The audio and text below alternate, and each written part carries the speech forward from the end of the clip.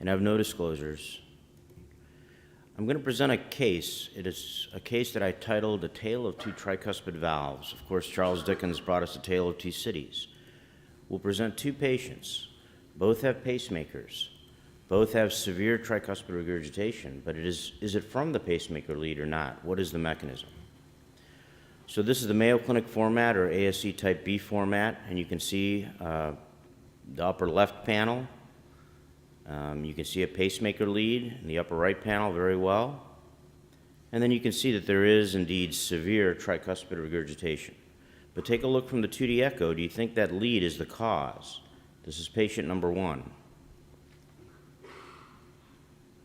All right, here's patient number 2. It looks eerily similar to patient number 1. Once again, there's a pacemaker lead present, you can see here. And there is indeed very severe tricuspid regurgitation. Is it from the pacemaker lead?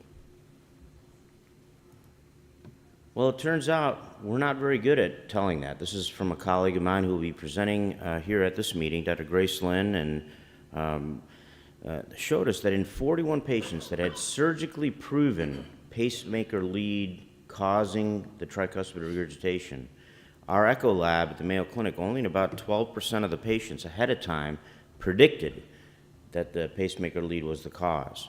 Now, when we did TE, it got a little bit better, and maybe about half the time when we do a TE using 2D echo, we're able to decipher whether it is the pacemaker lead or not.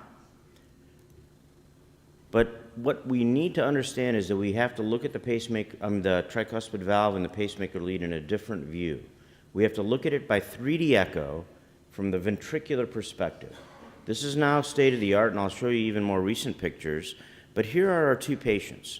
So here's patient 1. Once again, this is an en face view from the right ventricular perspective. Here's our pacemaker lead, right where the yellow arrow is, and you can see that it's clearly interfering with this leaflet mobility. The rest of the tricuspid valve is coapting pretty well. Not too bad at all, in fact. Whereas patient 2, even though there probably is a little bit of lead impingement here, the rest of the tricuspid leaflets aren't even coming close to coapting. So the pacemaker lead is just really an innocent bystander to a dilated annulus and functional tricuspid regurgitation. So this view en face from the right ventricular perspective is a new way to look at the tricuspid valve. And our colleagues down at the University of Chicago looked at it, and what they found is that depending on the location of the lead and using that 3D view, you can predict whether there will be tricuspid regurgitation or not. In other words, if you put it in the commissure, the pacemaker lead, you're good. If you're in the middle, you're good. But if you're against either the posterior, anterior, or septal leaflet, which occurred at about half the patients, then you would have more significant tricuspid regurgitation. And here's just an example showing that on the left-hand side, it's nicely in the commissure, and there's no leaflet impingement. But in this case, it's against the anterior leaflet here, and there is leaflet impingement. And you can see that the degree of tricuspid regurgitation, if there is leaflet impingement, was significantly higher if you're impinging on one of the leaflets compared to whether you were in the commissure or in the middle of the tricuspid valve. Now, we don't know if manipulating that lead will change the degree of tricuspid regurgitation, and we have no data that guiding the location of the lead at the time of implantation will reduce TR, but it is something to think about. But let's just talk about anatomy. So this is the Mayo Clinic format, and just so you understand, the left ventricle here, right ventricle here, and look at the blue arrow. It's pointing at one of the tricuspid leaflets, and you can see a pacemaker lead here. So we'll take a vote here if we can have the audience response. Who thinks that's the posterior leaflet? Who thinks it's the anterior leaflet? Who thinks it's the septal leaflet? And who's just not sure?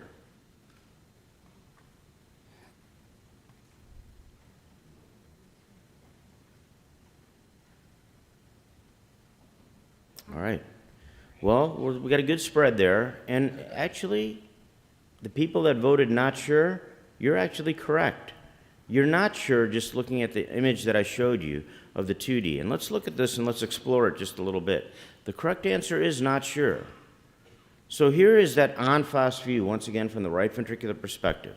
So here's the mitral valve over here, and here's the tricuspid valve over here. Okay, this is the posterior leaflet here, this is the anterior leaflet, and this is the septal leaflet. But depending on how we cut it, and here just so I label the anatomy for you, you could cut in that 4-chamber view the anterior leaflet, or you could cut the posterior leaflet. And the two views would look very similar on 2D echo. So you really don't know what that other leaflet is in that 4-chamber view. All right? So here once again is that view. This is our patient actually that I just showed you. And what you see here is that we're actually cutting the posterior leaflet in this particular case. Right there. So we're looking at the septal leaflet and the posterior leaflet in this particular case. You just can't tell unless you do the 3D echo. And most of the time it is the posterior leaflet that we are cutting in this 4-chamber view, but maybe about 10% of the time it's not. You're always going to get the septal leaflet in this 4-chamber view. But you can cut either the posterior leaflet or the anterior leaflet, and that's something to keep in mind. And this is a nice paper from our colleagues, once again, at the University of Chicago, that say that a comprehensive 2D and 3D echo is really pivotal to know which leaflet you're looking at. We're entering a phase where tricuspid interventions are going to become more and more common in the interventional arena, and we need to know exactly what the leaflet anatomy is. And this is real. I show you here 5 different textbooks of echocardiography. Not Dr. O's textbook, of course, but all the others. And lo and behold, let's look at the 3 different scenarios that are shown in these textbooks. Scenario number 1, in this RV inflow view, they say this is the septal leaflet, this is the posterior leaflet. Scenario number 2 says, no, this is the posterior leaflet, and this is the anterior leaflet. Scenario number 3, in these textbooks of echocardiography, say, no, this is the septal leaflet, this is the anterior leaflet. And the simple truth is they all could be correct. You just don't know for sure until you do that 3D echo. And here's from our friends in Belgium, a beautiful paper just showing us that, as I illustrated in the case. Once again, in that 4-chamber view, okay, you could be cutting either the posterior leaflet, as shown here, or the anterior leaflet. And look at this. The two views on 2D echo look very similar. Most of the time it's this, the posterior leaflet that we're cutting. But it could be the anterior leaflet. And then in this view, where we're looking at a short axis view of the aortic valve, what are the leaflets that we're looking at? Well, it's almost certainly going to be the septal leaflet that we look at in this view, but it could be the posterior leaflet and the septal leaflet, but it also could be the anterior leaflet and the posterior leaflet. So the bottom line is you really don't have a good idea until you do that 3D en face view. And here's just a still frame of the example I just showed you, both in the 4-chamber view and in that short axis view, how you could cut different leaflets, and you just won't be able to tell the difference by 2D echo. And Dr. Senkovic and his group looked at this, and they showed us that, there's various percentages. The group from the University of Chicago said about 10% of the time you're cutting different leaflets here, but it can vary. It can vary. And the important thing is you just don't know for sure. So this is a new way to look at the tricuspid valve, and I think it's very important. We need to understand that this en face view is now feasible by transthoracic echo in the vast majority of patients to get very, very nice images.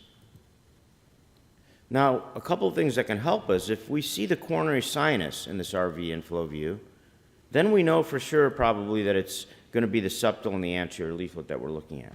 So that if you see that coronary sinus, that can help you. So 2D echo is not quite dead. You can use it. And it can help you differentiate which leaflet that you're cutting. And here, once again, in a patient that we're looking at the RV inflow, it can be difficult to tell. And once again, you could be cutting either the septal or the posterior leaflet in this view. And 3D echo really provides the anatomy to look at that. Now, is it truly a tricuspid valve? I don't know. Take a look here. This is a real case. There's 1 leaflet, 2 leaflets, 3 leaflets, 4 leaflets. It's a quadricuspid tricuspid valve, I guess. How many leaflets here? Looks to me like there's even more than 4. 1, 2, 3, 4, and 5. In fact, if you look, you can see, and in this case, there may only be 2 leaflets. It's actually probably a bicuspid tricuspid valve. And in fact, if you go back in the literature and look at some of the pathologic data, this is well shown in this large series of patients that had autopsy studies. The number of leaflets, the most common, was actually 4 in the tricuspid position. So, just understand that you can't know the anatomy too well from 2D echo. And as Mark Twain said, it ain't what you know for it's not what you don't know that gets you into trouble. It's what you think you know for sure. It just ain't so. So I'll conclude. Understand that 3D echo will provide a true perspective of that tricuspid valve, and we should learn how to get these images because we're entering a phase of intervention on the tricuspid valve.